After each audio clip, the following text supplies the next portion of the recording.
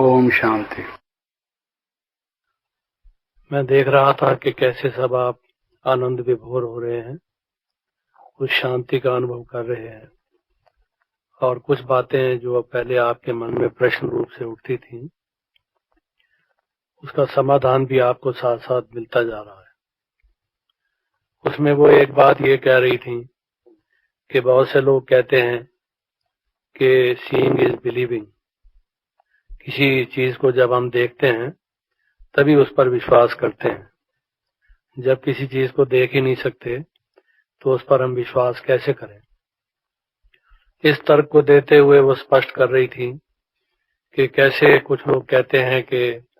आत्मा को और परमात्मा को किसने देखा है, कैसे हम माने कि उनका अस्तित्व भी है। लेकिन ये प्रश्न बहुत पहले किया जाता था। आज तो बहुत से वैज्ञानिकों ने भी इसके विषय में बहुत खोज की है। आप में से कुछ एक बहन भाई इस बात से परिचित होंगे कि इस बारे में बहुत से लोग जिन्होंने साइकियाट्री में या मेडिकल साइंसेज में एमडी की हुई है, उसके बाद इसको अपना रिसर्च विषय लेकर इस बात की छानबीन की है। उसमें उसके अतिरिक्त कुछ brain scientist, neurologist, brain surgeons का भी एक ऐसा वर्ग है जिन्होंने ये जानने की कोशिश की कि क्या मनुष्य का ब्रेन ही एक कंप्यूटर की तरह से ऐसा है जो सब कुछ करता है। मनुष्य के सारे व्यवहार की व्याख्या क्या हम मस्तिष्क के द्वारा दे सकते हैं,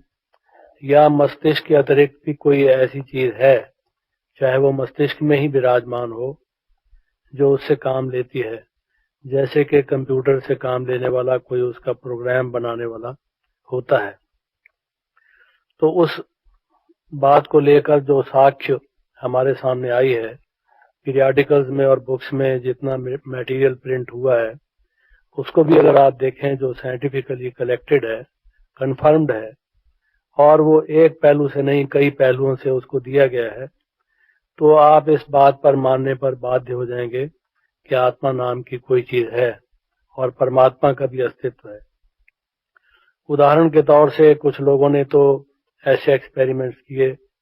कि जो जिसे आउट ऑफ बॉडी एक्सपीरियंस कहते हैं, OBE उसको शॉर्ट नाम से कहते हैं,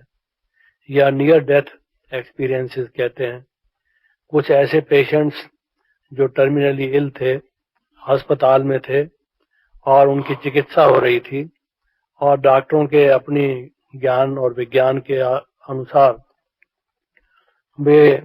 अपना शरीर छोड़ चुके थे, उनकी मृत्यु हो गई थी। मृत्यु को जानने के जितने भी परीक्षण हैं उन्होंने कर लिए थे और ये सोच लिया था कि अब ये व्यक्ति डेड है, ये मर चुका है, और उसकी बॉडी को डिस्पोज ऑफ करने के उन्होंने संकल्प कर लिया था।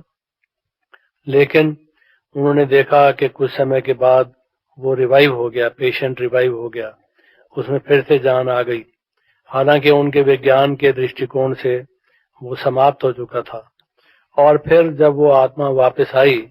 तो उसने अपने क्या अनुभव बताए। ऐसे तजर्बे उन्होंने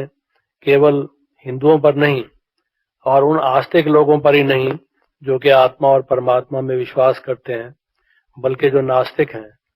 जो इन अनुभवों से पहले आत्मा और परमात्मा के अस्तित्व को नहीं मानते थे या कई पुनर्जन्म को नहीं मानते थे, उन पर भी अनेक लैंड्स में, अनेक देशों में जो इस प्रकार के प्रयोग हुए और उनको रिकॉर्ड किया गया, उनको बुक्स में के रूप में दिया गया, प्रकाशित किया गया, तो उसके आधार पर भी देखेंगे आप कि सभी ने यही अपना अनुभव व्यक्त किया कि कुछ समय के लिए जब वो शरीर में नहीं थे तो कहाँ थे, क्या देख रहे थे, क्या अनुभव कर रहे थे, पूर्व काल के क्या दृश्य उन्हें दिखाई दे रहे थे, और किन किन के साथ उनके क्या संबंध थे, और जो बातें वो भूल चुके थे कैसे वो बातें भी उन्हें पुनः स्मरण हो आई थी। उन सब एक्सपेरिमेंट्स और उन सब स्टेटमेंट्स को जो रिकॉर्ड किया गया है, एक व्यक्ति ने नहीं, अनेक वैज्ञानिकों ने जो स्वतंत्र रूप से उनको लिखा है, लिपिबद्ध किया है, तो ये एक पहलू है जिससे उसको देखा गया।